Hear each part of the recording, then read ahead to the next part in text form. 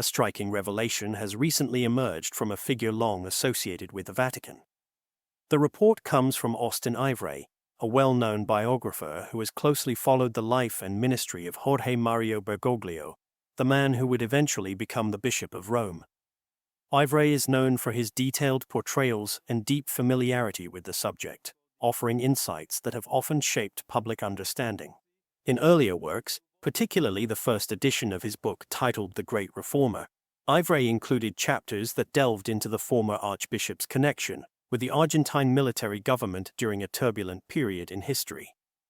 These passages provided a level of detail that many readers found startling. Interestingly, in later editions of the same book, much of that material was no longer present. Whether that change was made to preserve sensitivity or for other reasons, it has led to continued interest in what was originally revealed. Although the previous pontiff has now stepped away from public life, his influence continues to be a subject of conversation. A new article published in Commonweal presents a detailed account of past relationships within the Church. In it, Ivray suggests that years of close interaction between high-ranking Church figures may have involved careful guidance and mentoring. The implication is that decisions affecting future leadership roles were not left to chance, but were part of a longer process of discernment and personal formation. However, some observers have responded with caution. J.D. Flynn, a journalist and co-founder of a Catholic news outlet, offered perspective on the claims being made. He pointed out that regular meetings between the Bishop of Rome and the heads of various church departments are a normal part of Vatican operations. These weekly discussions, often covering topics such as appointments and doctrinal matters, are routine rather than unusual. For example, past reports have noted that regular meetings also took place between the Bishop of Rome and the head of the department responsible for safeguarding doctrine. Such consistency across different offices suggests that these meetings, while important, may not necessarily point to an extraordinary or secretive relationship. As more voices add their insights, the story continues to unfold.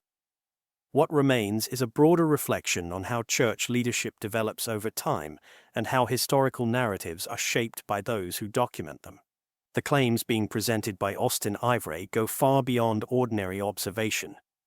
To understand the weight of his statements, many have been encouraged to look back to that historic moment when white smoke rose above the Vatican, signaling the election of a new successor to the See of Peter. At that time, observers noted the immediate presence of certain cardinals' figures widely recognized as influential voices within a specific theological current in the Church. Some of these cardinals, often associated with progressive interpretations of Church teaching, were among the first to be seen publicly following the election. Others, such as prominent American prelates, were briefly visible in close proximity to the newly elected pontiff. Commentary at the time included observations from journalists and Catholic commentators who had closely followed church developments, noting the confident demeanor of certain clergy in the days leading up to the conclave. These details, while subtle, contributed to speculation that internal preparations may have been underway long before the actual vote. While some dismiss this as mere narrative building by a skilled communicator, others see it as a spark that has reignited serious discussions across Catholic communities.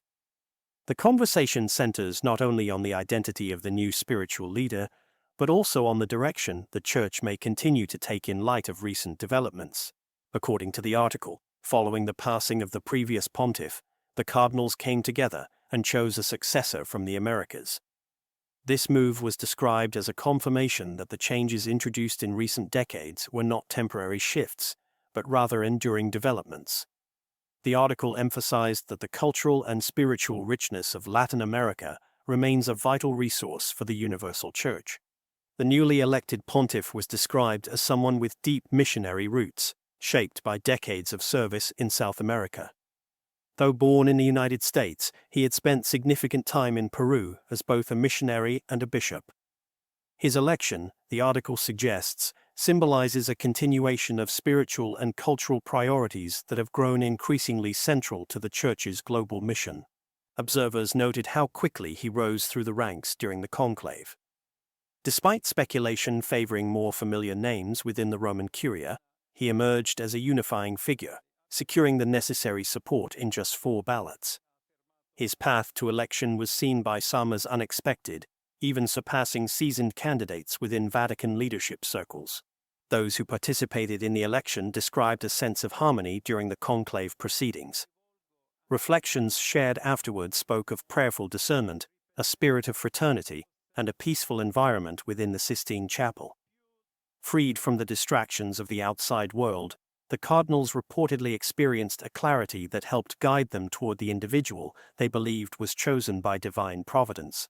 Among those present during the conclave was the youngest cardinal, belonging to an Eastern rite within the Catholic Church. Although his name was not mentioned in the article, those who have seen him describe his presence as profoundly spiritual. Clothed in the traditional vestments of Eastern patriarchs, he was said to radiate a sense of peace and sacred focus, even through video recordings. His demeanor left an impression on many, symbolizing the growing presence and influence of the Eastern Catholic churches within the broader communion. This blend of historical context, regional representation, and spiritual continuity continues to raise questions and reflections about how future leadership is discerned and what values are being carried forward into the next chapter of the Church's mission. It is rare to hear reflections like the ones shared by those who took part in the recent papal election. One account described how the absence of mobile phones and the disconnection from the internet created one of the most peaceful experiences in recent memory. In an age where digital connection dominates nearly every aspect of life, this quiet space of retreat within the Vatican was described as deeply moving and spiritually grounding. According to the report, one moment in particular stood out. As the voting process unfolded and a particular candidate's name was repeated again and again, emotions filled the room. One cardinal, who had known the candidate for years through shared service in religious communities, saw the man sitting with his head in his hands. It was a moment of solemn recognition, a weight that few could understand. The cardinal later admitted to praying for him in that instant, deeply aware of the overwhelming burden that comes with being chosen to lead the Church. Yet despite the gravity of the moment, those present observed a surprising calmness once the decision was made. The newly elected figure appeared composed, even peaceful, as he stepped into the responsibility that had been placed before him. In the days that followed, many in Rome noted how naturally he adjusted to his new role. There was no theatrical display, no sudden transformation, just a steady presence that conveyed humility and clarity. According to those who were part of the conclave, the deciding factor had not been a stirring speech or campaign. Instead, it was the man's demeanor. He was described as humble and pastoral, open to dialogue, and sensitive to the needs of the wider Church. His leadership style reflected the values of unity and service, traits that the electing cardinals unanimously appreciated. At the same time, some voices outside the conclave have raised theological questions about the evolving structure and language being used in church discussions. In particular, the term synodality has become a topic of academic and spiritual reflection. While many church leaders speak of it as a positive step toward greater collaboration and listening, a number of scholars are beginning to question whether certain interpretations of this approach might conflict with long-standing doctrines of hierarchical structure and authority. Some theologians now argue that a movement toward decentralizing decision-making in the Church may risk undermining its traditional framework. These critiques are not based on instinct alone, but are increasingly supported by formal theological analysis. The conversation has moved beyond speculation and into scholarly debate, as academics publish arguments and assessments of what this trend might mean for the future of ecclesial governance. Despite these broader conversations, the newly chosen leader has been described as someone who continues a legacy of reform, while also possessing qualities that set him apart in meaningful ways. According to insiders, there were 3 specific traits the cardinals were seeking in their selection. First, they desired someone with a global perspective, someone who had experienced the richness and diversity of the universal Church firsthand and understood the complex needs of its people around the world. The cardinals gathered in conclave were seeking specific qualities in the man they would entrust with the leadership of the Church.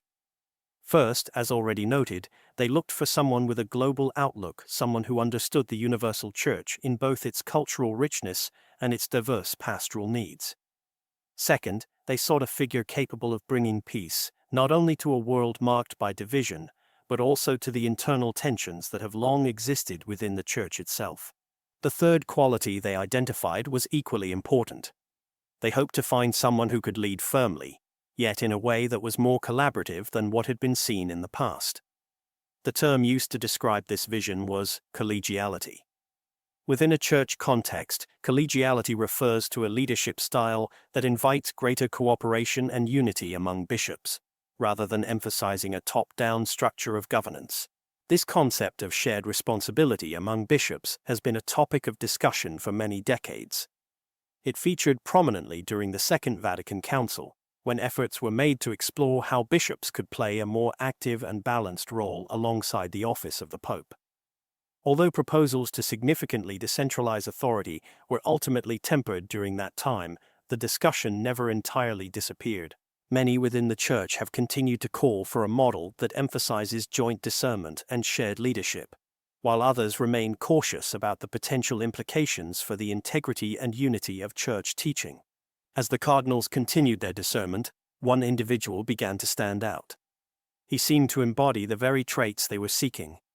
A young bishop from Southeast Asia commented on the significance of the new leader's role, referring to him as a bridge builder, a figure who would unite rather than divide. While the Latin title traditionally used for the Bishop of Rome carries the meaning of high priest, some modern interpretations have also focused on the symbolic act of building bridges, both within the Church and in dialogue with the wider world. The themes introduced during the brief address following the election mirrored the private discussions that had taken place during the days leading up to the conclave. Central among them was the desire for peace, the kind of peace that disarms hostility and invites healing.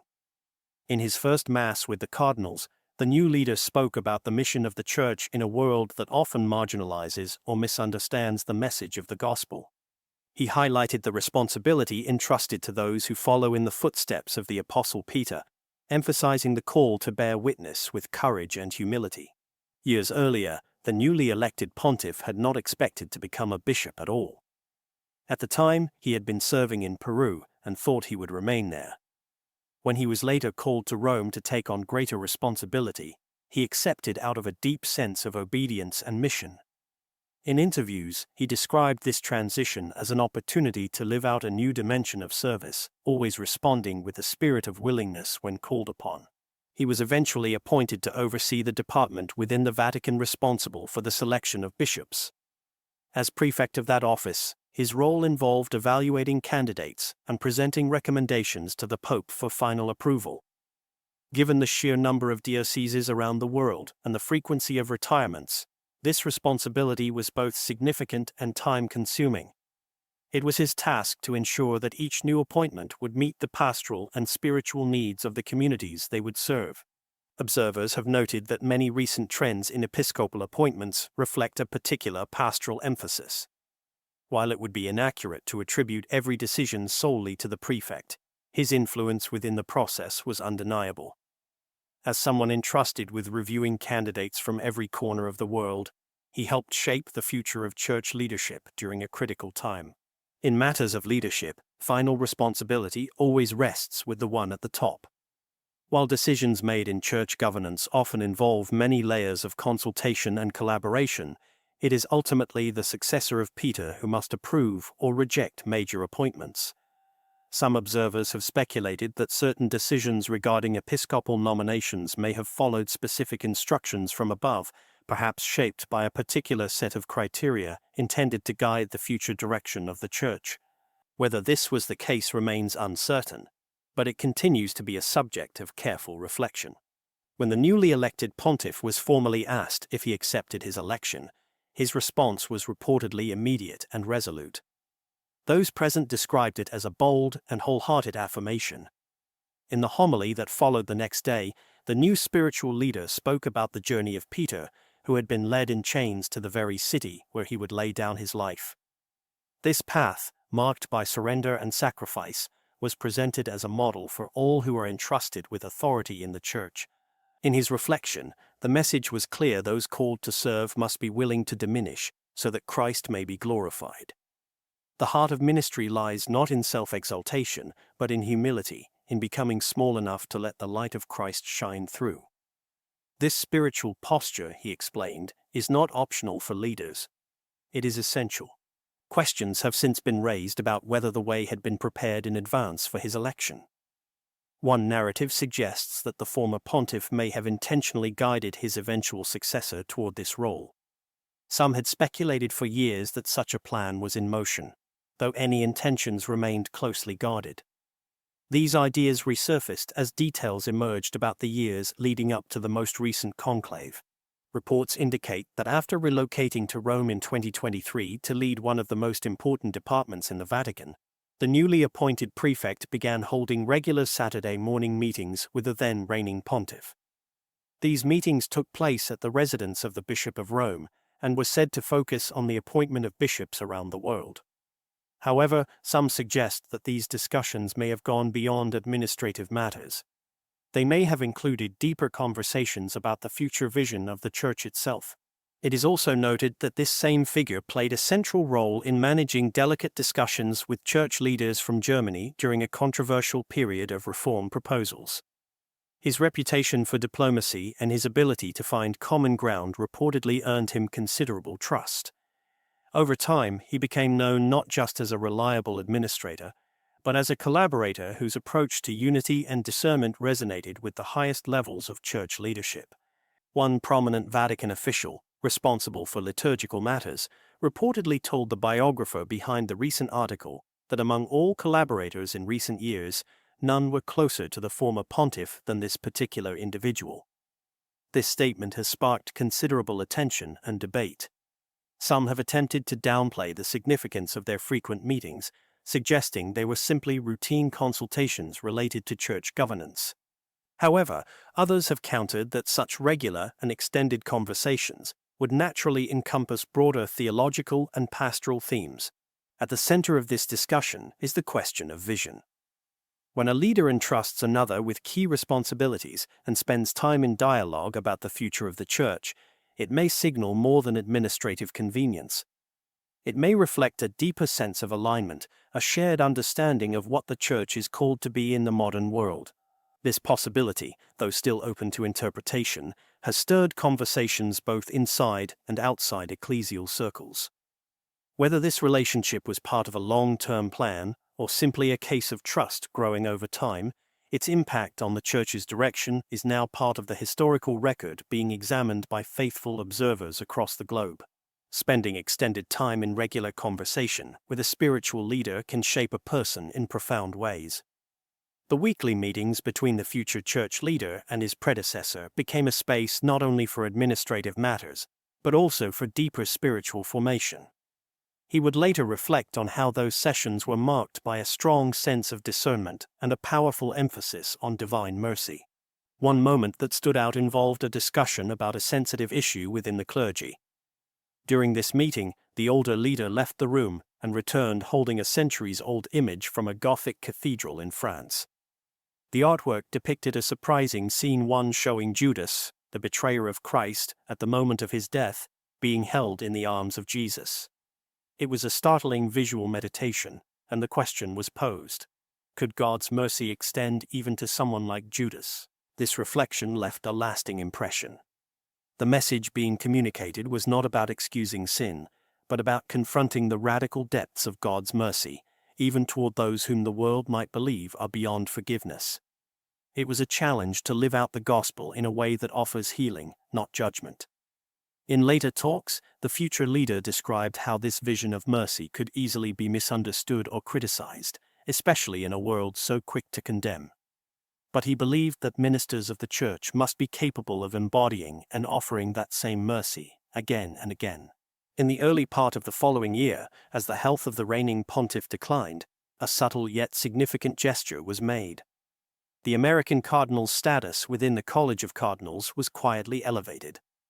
Within that body, there are internal distinctions ranging from cardinal deacon to cardinal priest and cardinal bishop.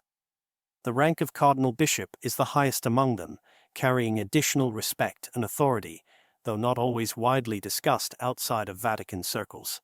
This promotion occurred quietly, going mostly unnoticed even by seasoned Vatican reporters. It took place while the elder pontiff was hospitalized and gravely ill, raising some questions in hindsight. Among those holding this high rank at the time were other prominent cardinals often mentioned as likely candidates for future leadership. The timing and discretion of the move led some to wonder whether it had been intended as a subtle signal. The connection between the two leaders stretched back over 2 decades. During the early 2000s, the future pontiff served as head of the Augustinian order worldwide.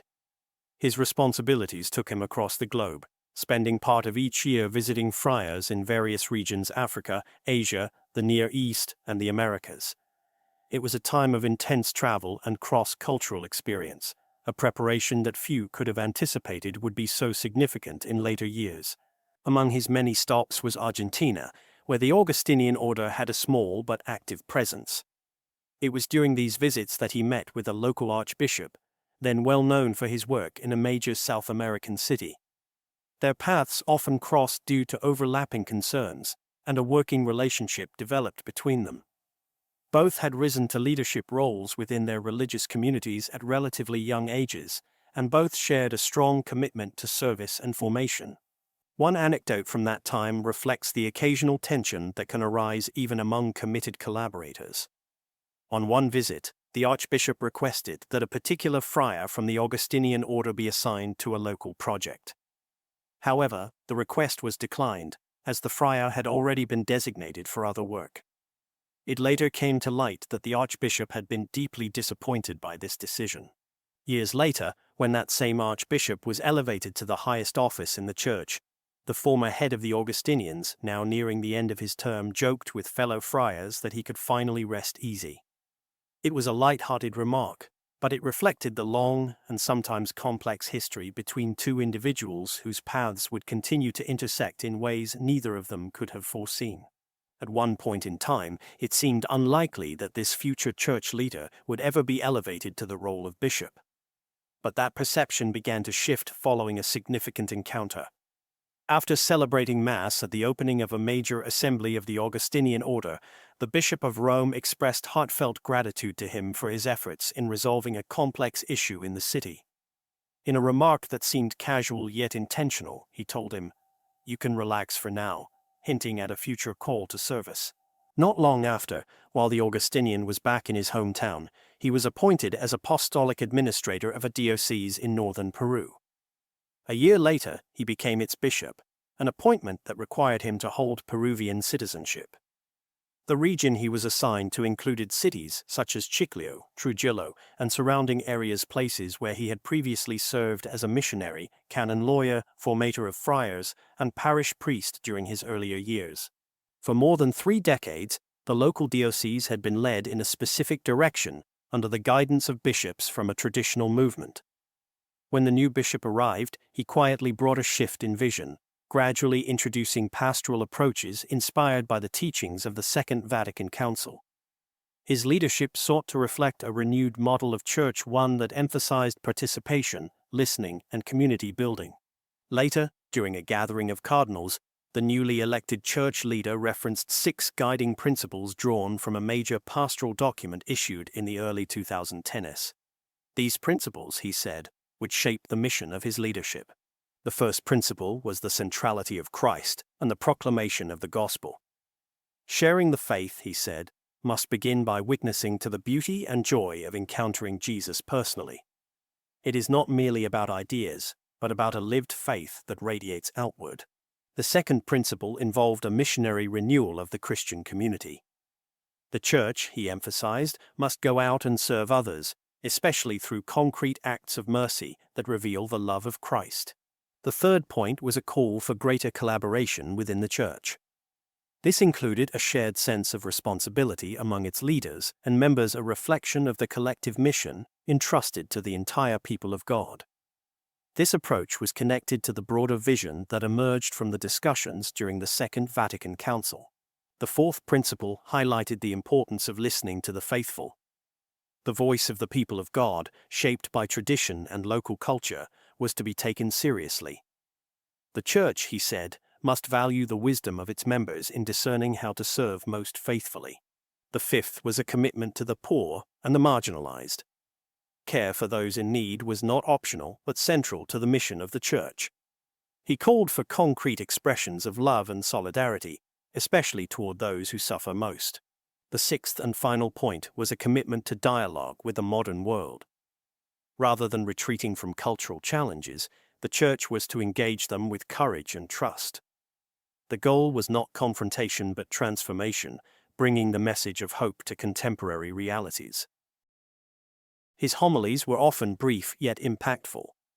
They focused on the heart of the gospel, the transforming power of God's grace, and the call to become a community united in faith.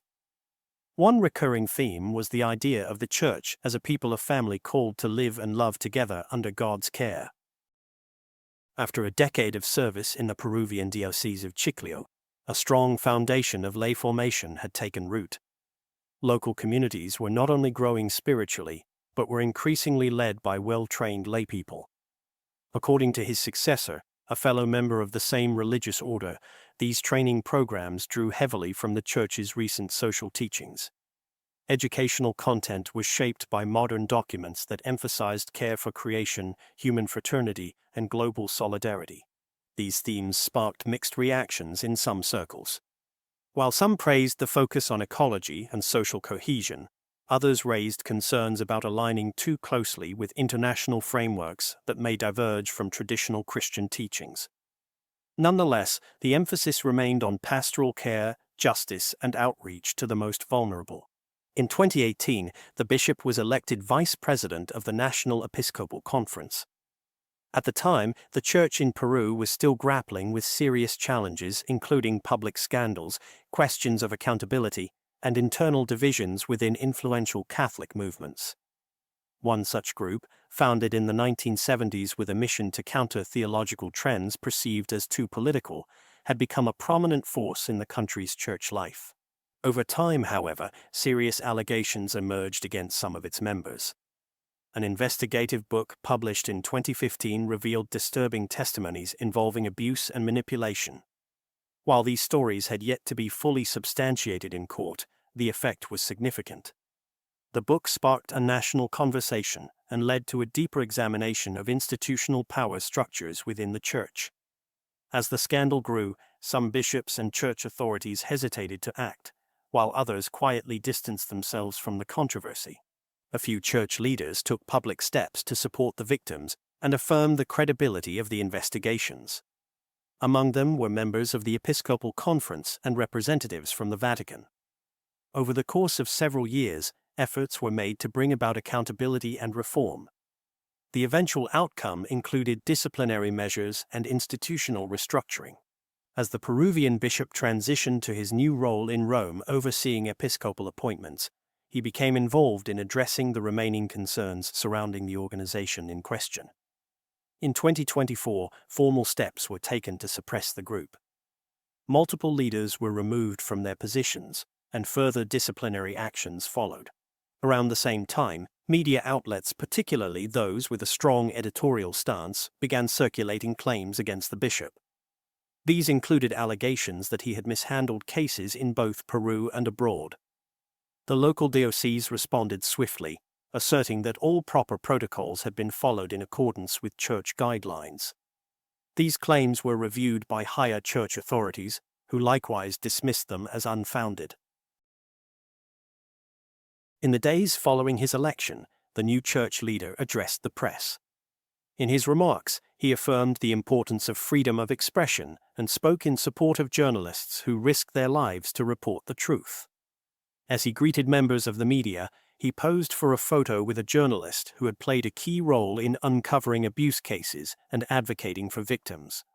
She later remarked that without his support, and that of his predecessor, she might have ended up imprisoned for her work. Observers noted that the new leader's close collaboration with his predecessor had provided not only a model of continuity, but also an opportunity for critical reflection. Having worked so closely with his predecessor, he was uniquely positioned to understand the previous administration's strengths and to discern areas that might benefit from a different approach. The new leader of the Church is expected to take a more collaborative approach to governance compared to his predecessor.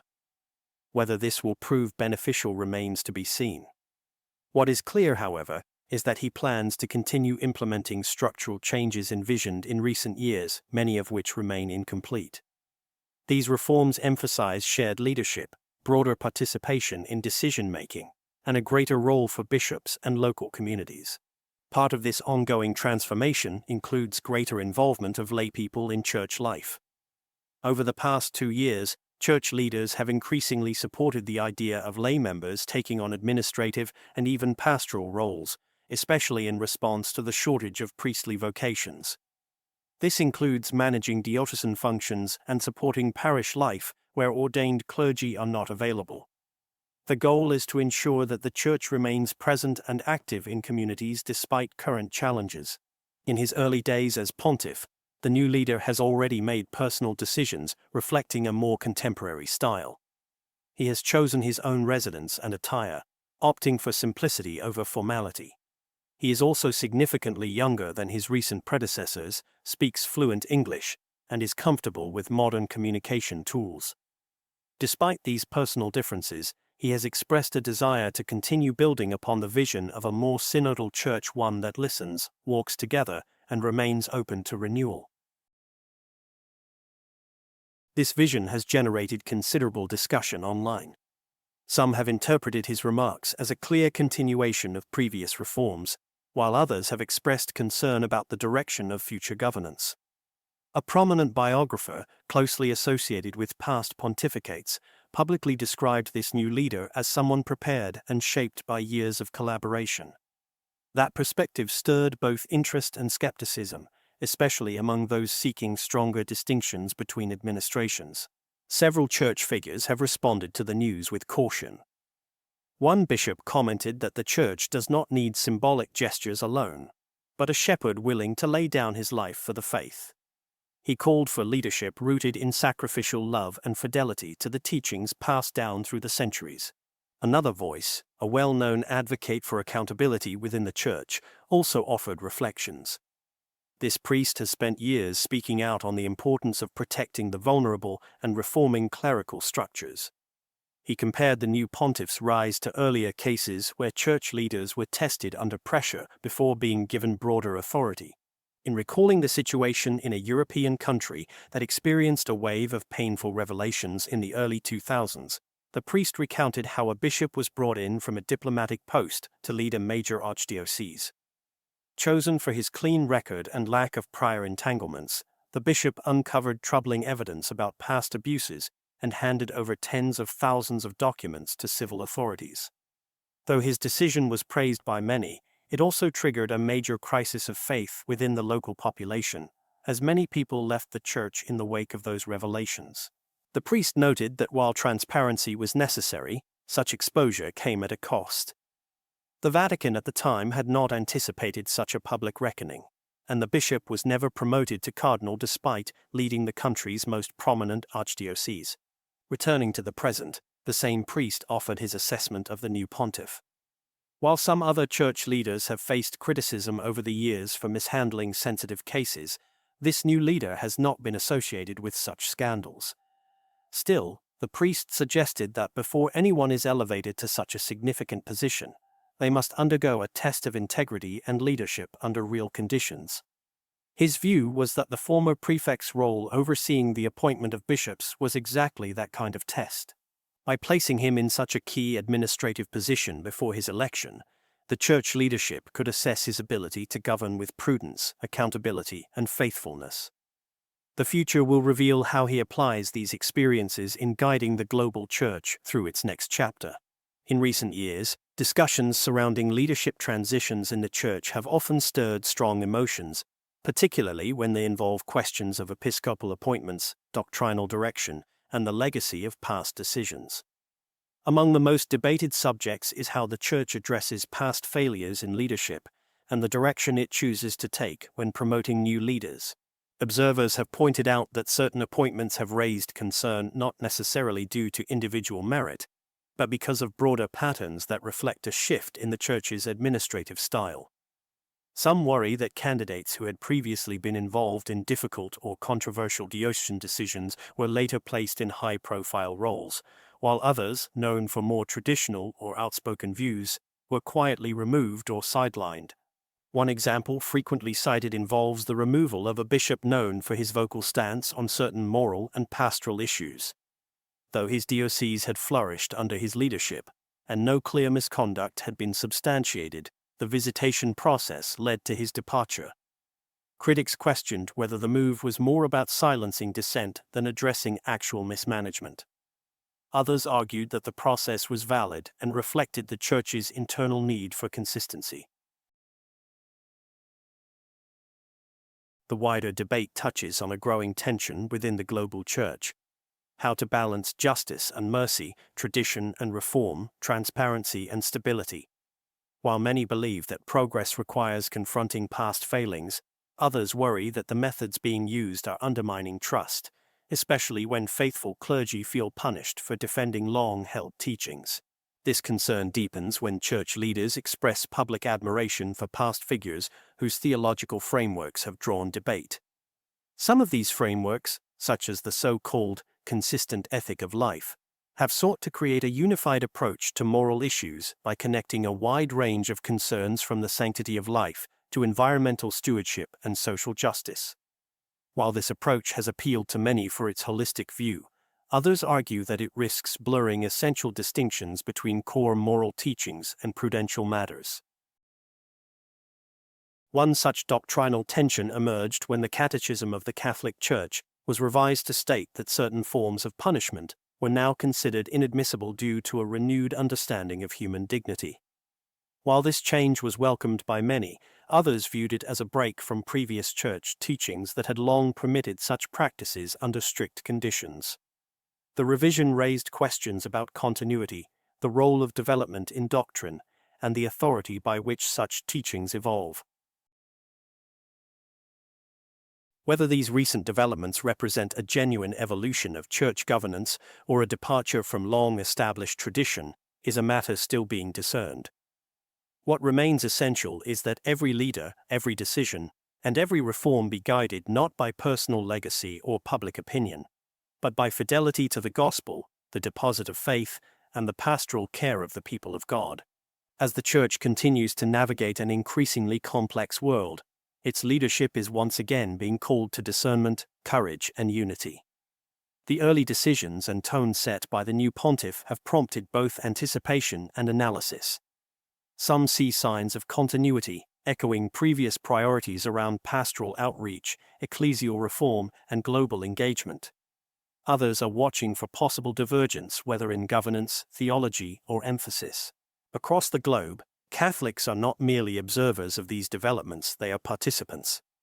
From bishops and priests to lay ministers and families in the pews, the future of the Church depends not only on decisions made in Rome, but on the faithfulness and commitment of the entire people of God.